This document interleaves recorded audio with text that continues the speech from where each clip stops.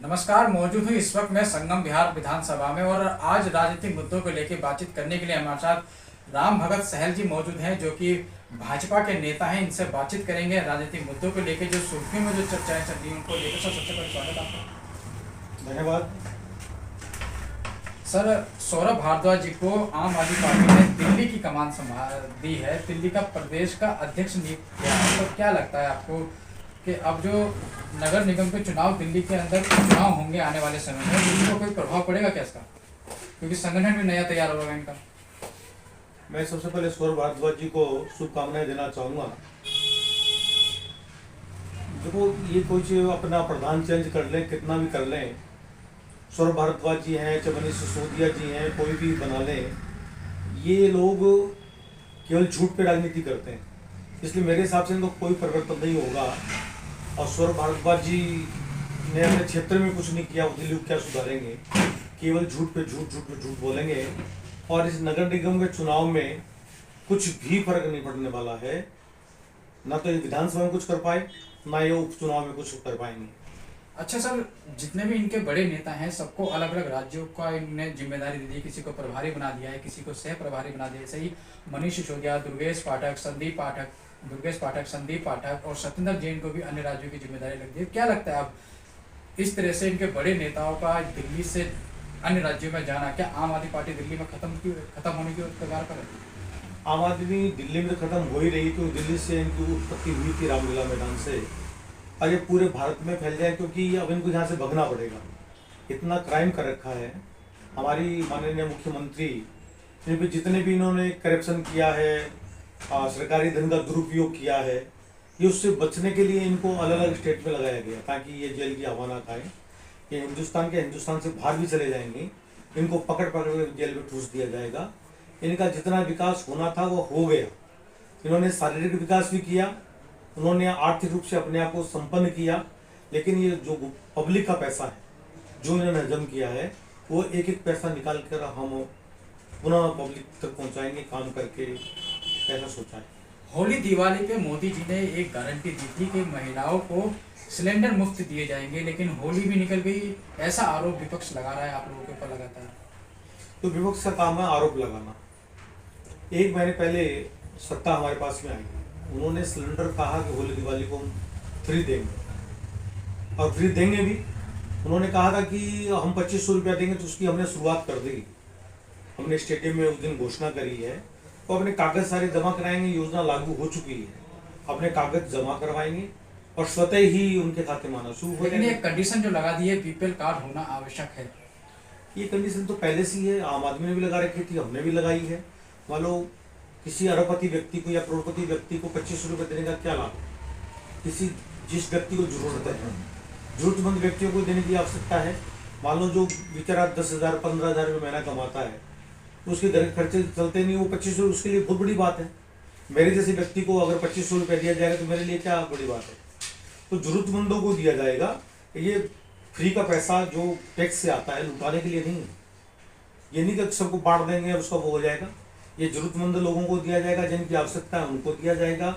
और जो ये क्राइटेरिया तय किया है, बैंक अकाउंट नंबर जो उसमें करें, और जो इसमें उनकी आय है 3 लाख से कम हो, वो अपना एक प्रमाण पत्र एसडीएम के द्वारा बनते हैं वो दिया जाए। और 3-4 शर्तें, वो अपने कागज जमा करें, पैसा आना शुरू हो जाएगा। चाहे वो किसी भी पार्टी का हो, किसी भी धर्म का हो, उससे कोई फर्क पड़ने वाला नहीं। माँ यमुना जी की सफाई का एक अहम मुद्दा आपने चुनाव में उठाया था। अब दिल्ली की नज़र माँ यमुना जी की तरफ है, भाजपा की तरफ है। देखो, गंगा, यमुना, सरस्वती, ये सातों जो नदियां हैं, माँ शब्द जहाँ लग जाता है उनसे आत्मीयता जुड़ जाती है। तो यमुना जी की इन्होंने जब से इनकी सत्ता कीचड़ के रूप में कर दिया था। और हमने शपथ लेने से पहले हमारे माननीय प्रधानमंत्री जी द्वारा, उनके आदेश के द्वारा, और ये जमुना की सफाई शुरू हो चुकी है। पहले की जमुना और आज एक महीने जमुना देख के आओ कितना फर्क पड़ गया है। पानी को रोक के पूरी गाद वगैरह सब निकाल भी रहे हैं। और आप एक महीने बाद जाएंगे तो ये लगेगा कि मैं दिल्ली की जमुना जो पहले देखता था वो जमुना है, या मैं बनारस की जो गंगा देखता हूँ कि वो है, उसके बराबर समकक्ष करने जा रहे हैं। तो यमुना आरती भी होनी शुरू हो गई। शपथ लेते ही हमारा जो माननीय विधायक चंदन चौधरी हैं, वो सबसे पहले आरती में गए, मैं स्वयं भी गया। तो हमने तो माँ के रूप में माना है, और माँ से बड़ा संसार में कोई होता नहीं है। इसलिए यमुना निश्चित ही साफ भी होगी और इतना निर्मल पावन जल होगा कि वो उसका आचमन्य भी करेंगे। हमारे प्रदेश अध्यक्ष उसमें स्नान किया तो उसके उनको खुजली होगी, वो आईसीयू में चले गई। अब केजरीवाल क्या, उनकी पूरी पार्टी जाके नहाए, उनको कहीं मच्छर भी नहीं काटेगा। इतनी साफ और स्वच्छ हम कर देंगे। अच्छा, संगम विहार की बात करें तो भाजपा के चंदन चौधरी जी यहाँ से विजयी हुए हैं और दिनेश मोहनिया जी 3 बार यहाँ पे विधायक रहे हैं और हारे हैं। तो क्या लगता है अब विकास कार्य में बढ़ोतरी होगी? बढ़ोतरी होगी, क्योंकि उन्होंने एक स्लोगन दिया था, मेरा काम देखो, मेरे काम को देखो, वोट दो। पब्लिक उनको 3 वर्ष से झेल भी रही थी, उन्होंने कुछ नहीं किया। संगम विहार में क्राइम की एक विधानसभा बना दी। जो पूरी दिल्ली का क्राइम था, सारे क्राइम, आतंकवादी, सारे बांग्लादेशी घुसपैठ यहाँ बसा दी वोटों के चक्कर में। अब आप देखो, रतिया हमारा एग्जाम रह रहा था, अब ये सफाई अभियान शुरू हो गया। और ये हरियाणा के नंबर जो चलते थे त्रिपुरा चोरी वाले, 18 साल के उम्र बच्चे चलाते थे, उस पर अंकुश लग रहा है। और जो रेडी पटरी जाम कर रखी थी उसको खुलवाया जा रहा है, 2 बार खुलवा दिया है और लगातार ये चलता रहेगा। और संगम विहार में निकासी, बाहर निकलने का रास्ता, आने का रास्ता सुगम बन जाएगा। और सबसे समस्या है पानी की, उस पर काम कर रहे हैं ताकि इस गर्मी में यहाँ के जो निवासी हैं, जो पानी से त्रस्त थे, पीने का पानी नहीं मिलता था, और अगर बारिश हो जाए 15 मिनट भी तो पानी बाहर निकलता नहीं था। इस पे हमारा विशेष ध्यान है और ये पूरा करके जगह जहाँ बोर की आवश्यकता है, हमने अब तक 8 बोर लगा दिए हैं और 2-3 महीने में करीब 20 से 25 बोर और लग जाएंगे। और टैंकर जो कम पड़ते पानी सप्लाई के अंदर, टैंकरों की संख्या बढ़ाई जाएगी। कोशिश ये रहेगी कि जो आप 3 वर्ष से जो दिनेश मोहनिया के रूप में जो विधायक हमारे बीच में था, जिसने पब्लिक को ठगा, वो चंदन चौधरी रूप में ये ना समझेगा चंदन चौधरी को हमने वोट देकर गलती कर दी, उनको पश्चाताप ना हो। चंदन चौधरी रात दिन संगम विहार में लगाना शुरू कर दिया है। क्राइम की आपने बात करी है, तो क्या चंदन चौधरी लगता है आपको क्राइम में अंकुश लगा पाएंगे? एमएलए के हाथ में इतनी पावर होती है? पावर होती है। एमएलए का मतलब पूरे क्षेत्र का मालिक होता है। अगर वो यहाँ रहेंगे, काम करेंगे, भाजपा का तो इतिहास रहा है, जो कहते हैं वो करते हैं। चाहे गुजरात देख लो, चाहे मध्य प्रदेश देख लो, आप कहीं भी देख लो, हमारा रिकॉर्ड रहा है, हम काम करते, काम के बल में दोबारा आते हैं। क्या मोदी केंद्र में लगातार 3 बार आए हैं और जो जो किए वादे वो पूरे किए हैं।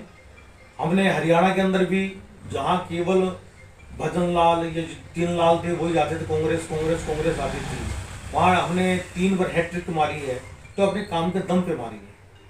और मोदी जी हमारे ब्रांड एम्बेसडर पूरे विश्व के लिए हैं, भारत के लिए नहीं, पूरे विश्व के नेता हैं। वो उनका मार्गदर्शन हमें मिलता रहता है। और अमित शाह जैसे मजबूत गृह मंत्री हमारे पास में हैं, इसलिए कानून व्यवस्था भी हमारी बहुत बढ़िया रही। सर, आपका बहुत बहुत धन्यवाद, आपने अपने समय दिया।